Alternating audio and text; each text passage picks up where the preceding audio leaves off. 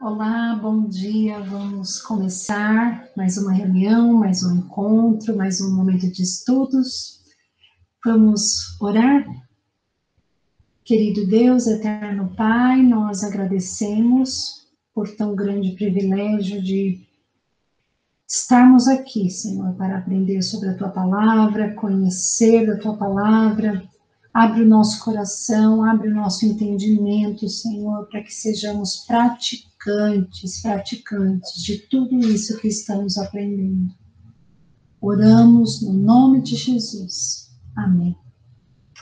Amém. Estamos estudando esta carta linda que o apóstolo Paulo escreveu para Timóteo, seu amado filho na fé. Nesses 2 domingos, conversamos um pouquinho sobre essa carta pastoral, porque é dirigida para Timóteo, filho na fé. E no domingo passado, nós falamos bastante sobre orar sobre as nossas autoridades. E hoje é um dia bem propício para isso, para que a gente ore pelas nossas autoridades. E algo que eu deixei de mencionar na semana passada, mas no momento em que Paulo escreveu essa carta para Timóteo, a maior autoridade ali naquela região era Nero. Nero, que foi o imperador que maltratou os cristãos, que usava os cristãos como tocha humanas, que mandava os cristãos para a arena para serem comidos pelos leões. Então, é para esse imperador, para esse Nero que Paulo está falando, olha, vamos orar pelas nossas autoridades. Então, a exemplo de Paulo, nós também devemos orar pelas nossas autoridades, para que eles tenham sabedoria para governar o povo. E hoje nós vamos estudar os 3 últimos capítulos, né, da primeira epístola, capítulos 4, 5 e 6, né. Eu vou compartilhar com vocês aqui, então vamos lá, 1 Timóteo, abra sua Bíblia em 1 Timóteo, capítulo 4. Como eu gosto de recomendar, pegue uma caneta, pegue um papel, faça anotações. Vamos então, 1 Timóteo capítulo 4. A apostasia nos últimos tempos. Mas o Espírito expressamente diz que nos últimos tempos apostatarão alguns da fé, dando ouvidos a espíritos enganadores e a doutrinas de demônios, pela hipocrisia de homens que falam mentiras, tendo cauterizada sua própria consciência, proibindo o casamento e ordenando a abstinência dos manjares que Deus criou para os fiéis e para os que conhecem a verdade, a fim de usarem deles com ações de graça. Porque toda criatura de Deus é boa, e não há nada que rejeitar, sendo recebido com ações de graça, porque pela palavra de Deus e pela oração é santificado. Aqui, logo no início, Paulo, ele comenta com Timóteo que ele recebe do Espírito Santo. O Espírito Santo expressamente diz. Então, quem é que está falando isso a Paulo? Quem é que está revelando isso a Paulo? O próprio Espírito Santo está revelando que nos últimos dias apostatarão da fé, né? Dando ouvidos a espíritos enganadores e a doutrinas de demônios. O que significa essa palavra, né? Apostatar da fé. Apostatar da fé é alguém que já creu e deixa de crer, né? Então, aqui, deixaram de crer porque deram ouvidos a espíritos enganadores e a doutrinas de demônios. Que ponto para a gente parar e pensar, né? Doutrinas de demônios, né? Então, os demônios, né? Se a gente for assim, os demônios também conhecem as doutrinas e deturpam as doutrinas. É isso que o texto está dizendo, né? Então, ele vem para roubar, matar, destruir, e dentre as coisas que ele vem destruir também as doutrinas. Pela hipocrisia de homens que falam mentiras, né? Essa palavra hipocrisia, né? Hipocrisia, ela faz lembrar o teatro grego. Eles usavam no teatro grego uma máscara. Então, por exemplo, aí o personagem estava chorando, colocava essa máscara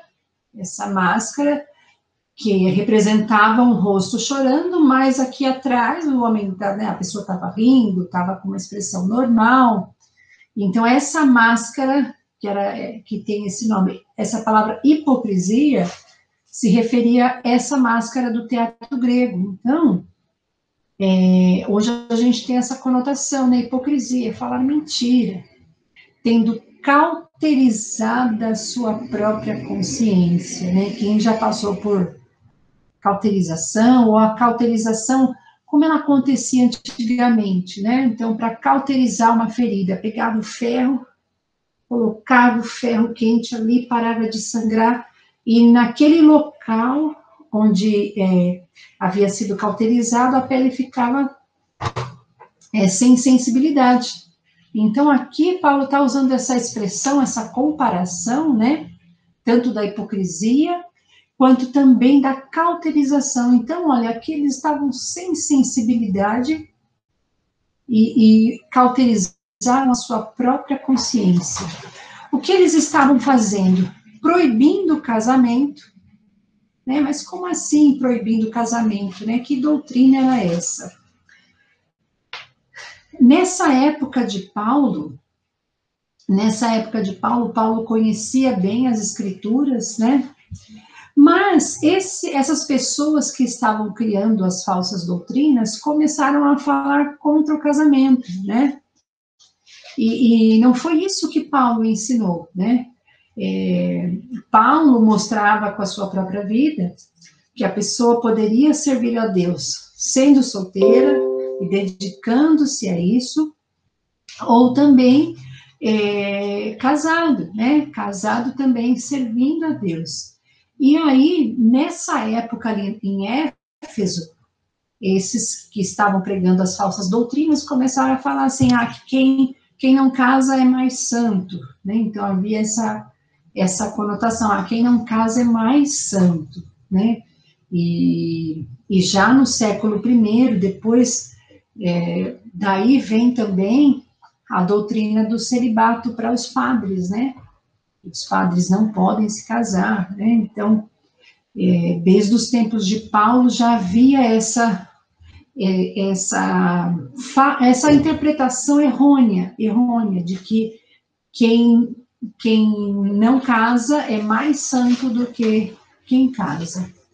E ordenando a abstinência dos manjares que Deus criou para os fiéis.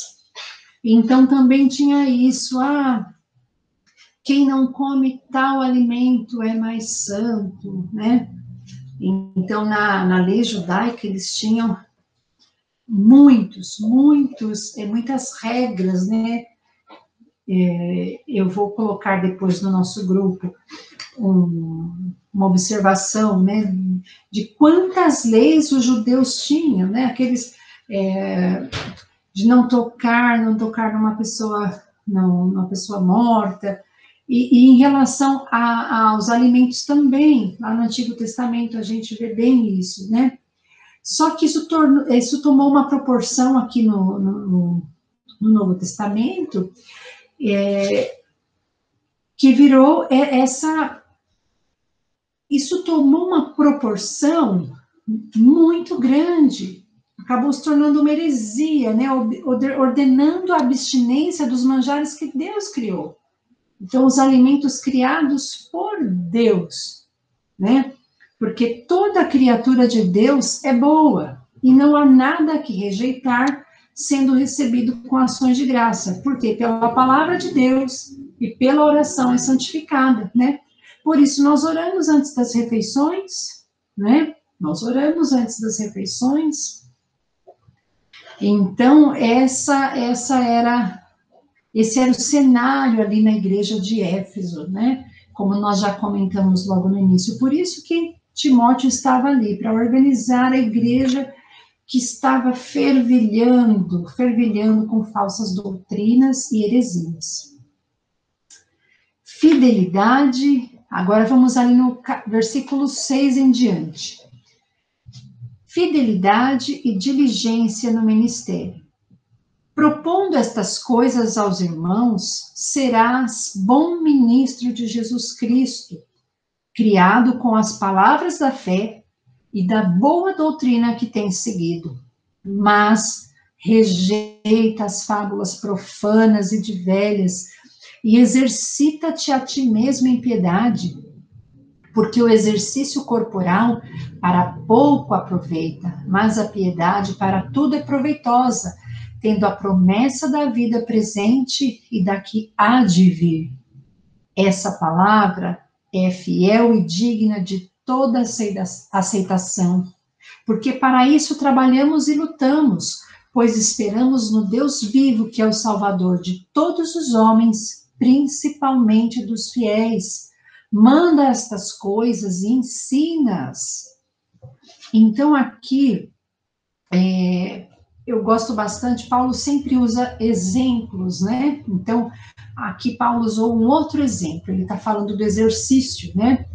Que o exercício corporal para pouco aproveita, mas a piedade era para tudo proveitosa, né? Então, Paulo destaca a necessidade da gente ter uma conduta piedosa, um coração piedoso, né? Mais uma vez, porque ele diz, porque para isso trabalhamos e lutamos, pois esperamos no Deus vivo, manda estas coisas e ensina-as. Aí, agora versículo 12, que é um versículo bem conhecido, né? Quando a gente vai em congresso de jovens, a gente sempre escuta esse versículo. Ninguém despreze a tua mocidade, mas seu exemplo dos fiéis na palavra, no trato, na caridade, no espírito, na fé, na pureza, persiste em ler, exortar e ensinar até que eu vá. Então, essa carta de Paulo a Timóteo é uma carta de instrução, mas ela é também uma carta de encorajamento, né? Nós não sabemos qual é a idade de Timóteo, mas aqui a gente consegue perceber que Timóteo era um jovem pastor que chegou ali em Éfeso para lidar com todas essas questões, né? Então, Paulo dá uma palavra de coragem para Timóteo. Timóteo, olha, ninguém despreza a tua mocidade, Timóteo, mas seja um exemplo. Seja o exemplo para os fiéis. Como? Na palavra, no trato, na caridade, no espírito, na fé, na pureza. Persiste em ler, exortar e ensinar até que eu vá. Olha só, que palavras maravilhosas que Paulo está trazendo para Timóteo, dando um ânimo para Timóteo, né? Instruções para Timóteo. Como é bom quando a gente recebe boas instruções vindas de pessoas que amam a palavra de Deus, que buscam a palavra de Deus, que buscam a piedade. É esse encorajamento que Paulo está dando, né? Não desprezes o dom que há em ti, o qual te foi dado por profecia, com imposição das mãos do presbitério. Medita estas coisas, ocupa-te nelas para que o teu aproveitamento seja manifesto a todos. Tem cuidado de ti mesmo e da doutrina. Persevera nestas coisas, porque fazendo isto, te salvarás tanto a ti mesmo como aos que te ouvem. Paulo tinha esse cuidado com a igreja, mas tinha cuidado com Timóteo, seu filho na fé, né? Enviando seu filho para a missão, e dando essas instruções. Medita nestas coisas, não despreza o dom que há em ti. Tem cuidado de ti mesmo e da doutrina. Persevera nestas coisas, porque fazendo isto te salvará, tanto a ti como os que te ouvem. Que carta linda, que carta linda. E aqui, agora no capítulo 5, nós vamos começar, Paulo vai começar a falar sobre as faixas etárias, né? Então, a organização da igreja, falou da doutrina. Agora Paulo vai falar sobre pessoas. Pessoas, vamos lá, em 1 Timóteo capítulo 5, acerca dos velhos e viúvas, né? Todos nós temos pessoas de idade na família, conhecemos, né, viúvas. Minha mãe, por exemplo, é uma viúva também. E aqui, nessa epístola, nós aprendemos muito sobre as viúvas e as pessoas de idade. Então, o que Paulo diz para Timóteo? Não repreendas asperamente os anciãos, mas admoesta-os como a pais, aos mancebos como a irmãos. Então, imagina só, né, irmãos? Paulo é um pastor jovem. Desculpe, Timóteo é um pastor jovem. Então, Paulo está ensinando, olha, Timóteo, quando você for repreender um ancião, porque às vezes acontece, né, irmãos? Às vezes a pessoa de idade, né, tem alguns costumes, ou às vezes acaba errando em alguma situação, que pode acontecer, eles são pessoas sábias, mas todos nós, jovens ou velhos, né, estamos propensos a errar.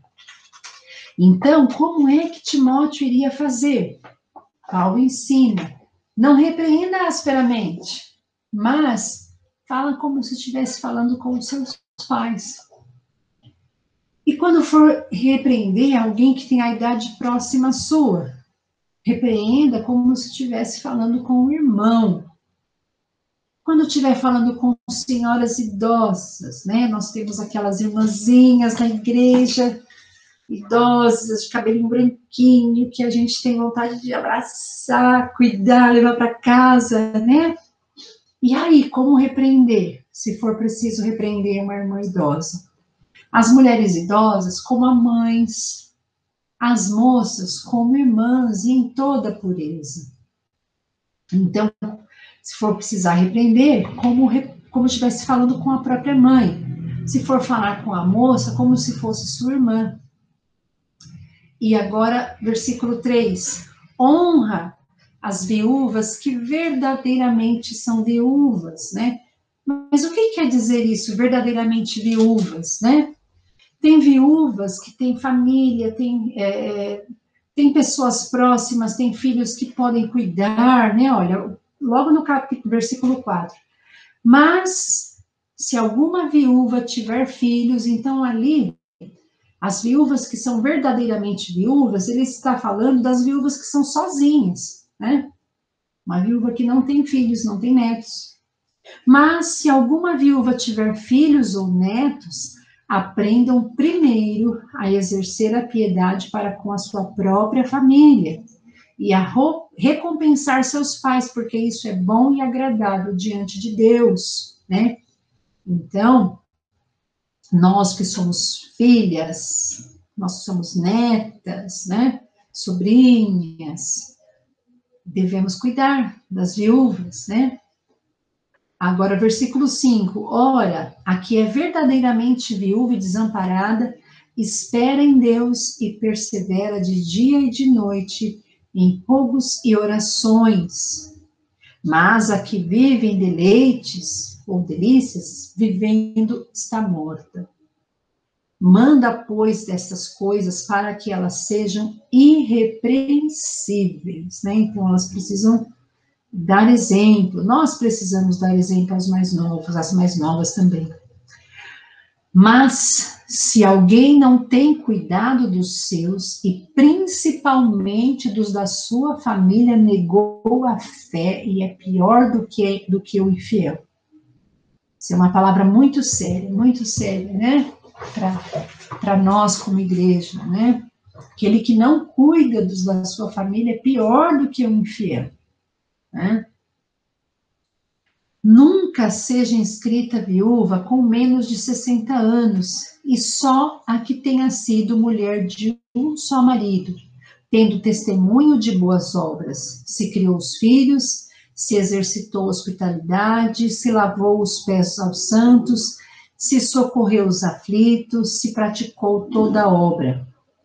Mas não admita as viúvas mais novas, porque, quando se tornam levianas contra Cristo, querem casar-se, tendo já a sua condenação por haverem aniquilado a primeira fé. E, além disso, aprendem também a andar ociosas de casa em casa, e não só ociosas, mas também paroleiras e curiosas, falando o que não convém. Quero, pois, que as que são moças se casem, gerem filhos, governem a casa, e não deem ocasião ao adversário de maldizer. Pois já algumas se desviaram indo após Satanás. Se algum crente ou alguma crente tem viúvas, socorra-as e não se sobrecarregue a igreja, para que se possa sustentar as que deveras são viúvas. Então, aqui Paulo fala, né, para as viúvas que são novas, ele sugere que elas se casem. Então, quero, pois, que as que são novas se casem, gerem filhos, governem a casa, e não deem ocasião ao diabo de maldizer. Né? Então, aqui, no capítulo 5, recebemos essas orientações e esses cuidados, né? Lembrando desse versículo, né, irmãs? Aquele que não cuida dos seus é pior do que o infiel. Que a gente lembre sempre disso, sempre disso. Seguindo aqui no versículo 17, agora Paulo vai orientar a Timóteo acerca dos presbíteros. São vários conselhos, né? Versículo 17. Os presbíteros que governam bem sejam estimados por dignos de duplicada honra, principalmente os que trabalham na palavra e doutrina, porque diz a Escritura: não ligarás a boca ao boi que debulha, e digno é o obreiro do seu salário. Né? Isso está lá em Deuteronômio 25:4. Né? Então, aqui, os nossos pastores, o obreiro, ele é digno do seu salário. Versículo 19: não aceites acusação contra o presbítero, senão com 2 ou 3 testemunhas. Aos que pecarem, repreende-os na presença de todos, para que também os outros tenham temor. Conjuro-te diante de Deus e do Senhor Jesus Cristo e dos anjos eleitos, que sem prevenção guarde estas coisas, nada fazendo por parcialidade. A ninguém imponhas precipitadamente as mãos, nem participe dos pecados alheios. Conserva-te a ti mesmo puro.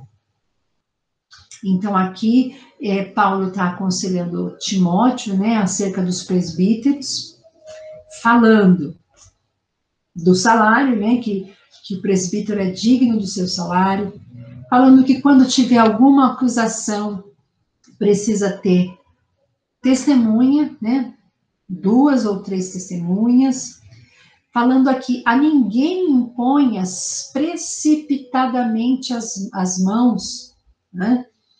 Então, por exemplo, aqui na nossa denominação, alguém que quer se tornar um obreiro, né? Nós até vimos isso na última aula.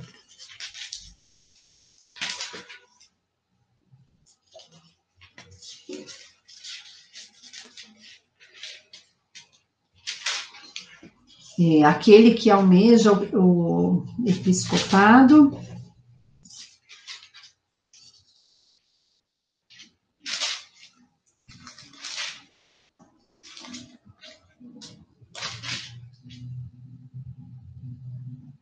Isso, se alguém almeja o episcopado, de fato deseja algo excelente, está no capítulo 3, versículo 1, né?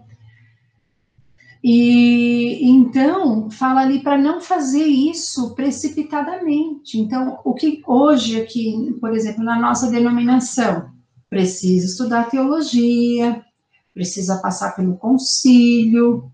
Então, quando ele passa pelo concílio e ele está apto, aí sim vem, né, o culto, onde os outros pastores vão lá, fazem a imposição das mãos, né, para que isso não ocorra precipitadamente, né. E aqui no versículo 23, tem uma recomendação bem específica de Paulo para Timóteo. Não bebas mais água só, mas usa um pouco de vinho por causa do teu estômago e das tuas frequentes enfermidades. Esse versículo, irmãos, aqui no meio, ao versículo 23, ele nos mostra que Timóteo estava frequentemente doente, com algum problema no estômago, né? Geralmente, as pessoas que têm o cargo de liderança, né, às vezes passam por esses problemas, é porque passam muita tensão, muito nervoso, né? Então, podem ter uma gastrite, a gente não sabe se era uma gastrite aqui no caso de Timóteo, né? Mas, Paulo está dando uma receita, né?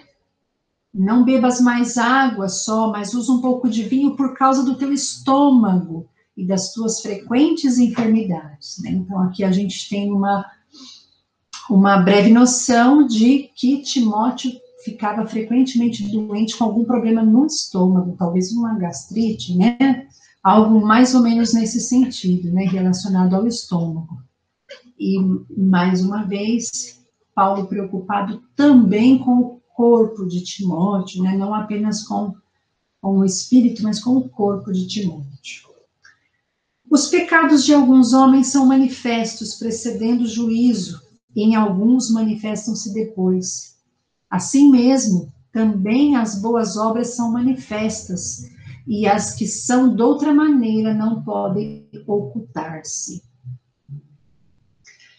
Agora, capítulo 6, falando dos servos, né? Então, falamos aqui das viúvas, das mulheres novas, falamos dos obreiros, agora dos servos, capítulo 6. Os deveres dos servos. Todos os servos que estão debaixo do jugo, estimem aos seus senhores por dignos de toda a honra, para que o nome de Deus e a doutrina não sejam blasfemados. E os que têm senhores crentes, não os desprezem por serem irmãos, antes os sirvam melhor, porque eles que participam do benefício são crentes e amados. Isto ensina e exorta, né? Então, nós que somos servos devemos honrar os nossos senhores, os nossos patrões, tratar bem, né? Para quê? Para que o nome de Deus não seja blasfemado. E se o nosso chefe, nosso patrão, ele é crente, ele é da nossa igreja, né? Não os despreze por ser irmão, antes, sirva melhor ainda, né? Sirva melhor ainda para que possam participar juntos, né? Como crentes, né? E aí, no versículo 3 em diante, Paulo dá conselhos gerais e exortações. Vamos lá. Capítulo 6, versículo 3. Se alguém ensina alguma outra doutrina e não se conforma com as sãs palavras de nosso Senhor Jesus Cristo e com a doutrina que é segundo a piedade, é soberbo e nada sabe, mas delira acerca de questões e contendas das palavras, das quais nascem invejas, porfias, blasfêmias, ruins suspeitas, contendas de homens corruptos de entendimento e privados da verdade, cuidando que a piedade seja causa de ganho, aparta-te dos tais. Irmãos, nada mais atual que isso, né? Nada mais atual do que isso. Doutrinas não bíblicas sendo ensinadas, né? E Paulo tem uma preocupação muito grande com isso. Ele fala, Timóteo, se alguém ensina outra doutrina, olha, isso é alguém soberbo, que não sabe, né?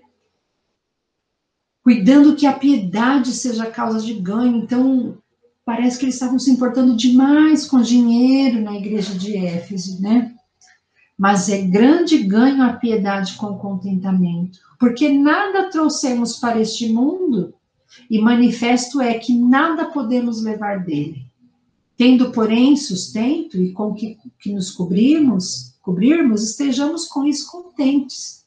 Então, tinha gente ali com dinheiro e querendo ganhar mais dinheiro, né? E Paulo falando, olha, piedade é o que importa, piedade com contentamento, né? Essa é a missão da igreja, levar a palavra, levar o evangelho. Então, tendo, porém, com que nos cobrir, estejamos contentes. Mas, versículo 9, mas os que querem ser ricos caem em tentação e em laço, e em muitas concupiscências loucas e nocivas que submergem os homens na perdição e ruína. Agora, um versículo bem conhecido, versículo 10. Porque o amor do dinheiro é raiz de toda espécie de males, e nessa cobiça alguns se desviaram da fé e se transpassaram a si mesmo com muitas dores, né? Quanta gente brigando por causa de dinheiro, né? É algo muito triste, muito triste. Mas tu, ó homem de Deus, foge dessas coisas, segue a justiça, a piedade, a fé, a caridade, a paciência, a mansidão. Né? Então, tá dando um alerta para Timóteo. Timóteo, ó, foge disso.